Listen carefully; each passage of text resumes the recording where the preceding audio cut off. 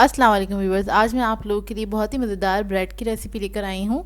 फोकाचिया bread कहते हैं इसको। इटालियन ब्रेड है बेसिकली ये, और बहुत ही मज़ेदार बनती है ये ब्रेड। बहुत यूनिक सी रेसिपी है, आप लोग इसको ट्राई ज़रूर कीजिएगा और वीडियो को लास्ट तक ज़रूर देखिएगा। अगर आप मेरे चैनल पर नए हैं तो मेरे चैनल को सब्सक्राइब करें और साथ ही साथ बेल आइकन को क्लिक करना ना भूलें। इससे मेरे आने वाली हर वीडियो की नोटिफिकेशन आपको सबसे पहले मिलेगी। मेरी वीडियोस अच्छी लगे तो उसको लाइक करें और इसको शेयर भी ज़रूर करें। तो चलिए आइए इसके इंग्रेडिएंट्स नोट कर लेते हैं। इसके लिए मैंने मैदा लिया है 2 कप, 250 ग्राम के बराबर है। इसके साथ मैंने ले लिया था पाउडर मिल्क 1 टेबलस्पून हीट, वो इसमें ऐड कर दिया है। इसके अलावा हमें चाहिए ईस्ट 1.5 टीस्पून। शुगर ले लिया मैंने 1 टेबलस्पून। सॉल्ट है हमारे पास हाफ टी स्पून है हमारे पास ब्रेड इम्प्रूवर। ऑलिव ऑयल चाहिए होगा हमें 1/4 कप के बराबर। ये 1/4 कप से थोड़ा सा ज़्यादा है, 1 या 2 टेबलस्पून ज़्यादा होगा। इसके अलावा हमें ऑलिव चाहिए 1.5 टेबलस्पून, उसको मैंने बारीक चॉप कर लिया था। हरा धनिया है हमारे पास 1 टेबलस्पून। 1 टेबलस्पून हरी मिर्चें हैं हमारे पास, और प्याज है वो 2 टेबलस्पून, उसको बारीक चॉप कर लिया है। हर्ब्स में हमें चाहिए ऑरिगेनो 1 टीस्पून, थाइम चाहिए हमें 1 टीस्पून। अगर आप लोगों के पास रोज़मेरी हो तो वो भी यूज़ कर लीजिएगा। पानी चाहिए हमें एज रिक्वायर्ड आटा गूंदने के लिए। तो सबसे पहले हम मैदा ले लेंगे और उसके अंदर मैंने पाउडर मिल्क पहले से ऐड कर दिया था। उसके बाद सारे ड्राई इंग्रेडिएंट्स मैंने उसके अंदर ऐड कर दिए हैं। ऑरिगेनो और थाइम भी इसमें ऐड कर दूंगी। अच्छा, इसके अंदर रोज़मेरी का बहुत अच्छा फ्लेवर आता है, मेरे पास इस वक्त थी नहीं। अगर आप लोगों के पास हो तो आप वो हाफ़ टी स्पून इसके अंदर ऐड कर दीजिएगा। तो मैंने दोनों हर्ब्स इसके अंदर ऐड कर दिए, हाफ टी स्पून इस वक्त। उसके बाद मैं इसके अंदर हरा धनिया, हरी मिर्ची, ऑलिव्स और प्याज ये भी ऐड कर दूंगी और इसको मिक्स कर लेंगे बहुत अच्छी तरीके से। फिर मैं इसके अंदर आधा ऑलिव ऑयल इसके अंदर इस वक्त ऐड कर दूंगी और इसको मिक्स कर लूँगी बहुत अच्छे से। ऑलिव ऑयल से इसमें बहुत अच्छा फ्लेवर आता है।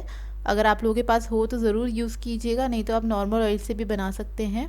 थोड़ा थोड़ा पानी ऐड करेंगे और इसको अच्छा सा डो बना लेंगे इसका, बहुत सॉफ्ट सा।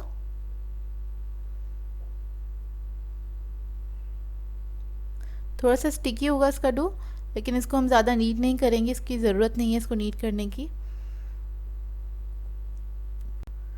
बस नॉर्मल हम जिस तरह आटा गूंथते हैं उसी तरह इसका आटा हम गूंथ लेंगे, और थोड़ा सा बस सॉफ्ट होगा, थोड़ा सा स्टिकी सा होगा, बहुत ज़्यादा नहीं, थोड़ा सा बस।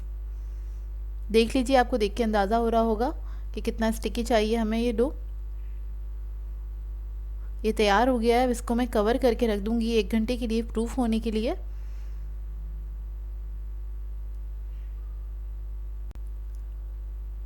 तो ये देखिए 1 घंटा हो गया है और हमारा जो आटा था ये प्रूफ हो चुका है बहुत अच्छे से।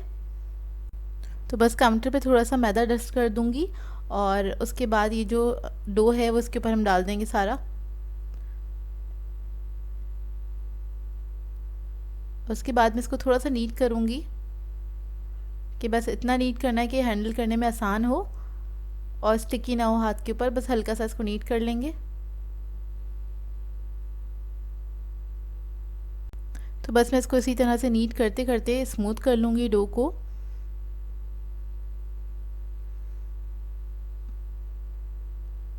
देखिए हमारा डो जो है स्मूथ हो चुका है। इसके बाद हम इसको बेलेंगे। बस थोड़ा सा मैदा डस्ट करेंगे और इसको हम बेल लेंगे। बहुत ज़्यादा पतला नहीं करना है इसको, और तकरीबन 1/4 इंच के बराबर मोटा होगा। सॉरी 1/4 नहीं, हाफ इंच के बराबर मोटा होगा ये। इतना इसको मोटा आपने बेलना है। बस इवनली इसको फ्लैट कर लीजिए। उसके बाद मैंने एक बेकिंग ट्रे ले ली है, इसके ऊपर मैंने ग्रीस कर लिया था और इसके ऊपर मैं इसको रख दूँगी और हाथ से थोड़ा सा इसका शेप बना लेंगे। इसका मैं हाथ से स्क्वायर शेप दे लूँगी। अच्छा, मैं इस वक्त ट्रे में बेक कर रही हूँ, आप लोग चाहें तो कोई मोल्ड भी ले सकते हैं स्क्वायर शेप का, उसके अंदर भी आप लोग डायरेक्टली इसको बेक कर सकते हैं। तो मैं हाथों से बस इसको हल्का सा सेट कर रही हूँ ताकि स्क्वायर शेप में आ जाए। इसके बाद इसको मैं कवर करके रख दूँगी 15 से 20 मिनट के लिए, ताकि दोबारा से अच्छे से राइज़ हो जाए। तो देखिए इसको मैंने तकरीबन 20 मिनट रखा था और ये बहुत अच्छे से राइज़ हो चुका है। साइज़ में डबल हो जाना चाहिए ये। अब इसके बाद हम क्या करेंगे, अपनी फिंगर से इसके ऊपर होल्ड कर देंगे। इसका यही शेप होता है ब्रेड का। इस तरह से थोड़ा सा गैप छोड़ते हुए तकरीबन 1 इंच के फासले से, ये देख लीजिए इस तरह से। तो मैं सब पे इस तरह से होल कर दूंगी। इसके बाद ऑलिव ऑयल लगाएंगे हम इसके ऊपर। जितना भी ऑलिव ऑयल बचा था वो सारा मैं इसके ऊपर लगा दूंगी और इसी से इसका फ्लेवर आता है। बहुत मज़े की बनती है ब्रेड, आप लोग इसको ट्राई ज़रूर कीजिएगा और अपना फीडबैक ज़रूर दीजिएगा मुझे। इसके बाद इसके जो ये होल्स हैं इसके ऊपर मैं एक एक स्लाइस लगा दूंगी ऑलिव का। मैं ब्लैक ऑलिव्स यूज़ कर रही हूँ। अच्छा, ऑलिव्स जो थे मैंने 4 से 5 ले लिए थे, उनको मैंने स्लाइसेस में कट कर लिया था। तो इसको मैं पूरा कवर कर दूंगी इससे। इसके बाद थोड़ा सा हरा धनिया है वो थोड़ा सा स्प्रिंकल कर देंगे इसके ऊपर।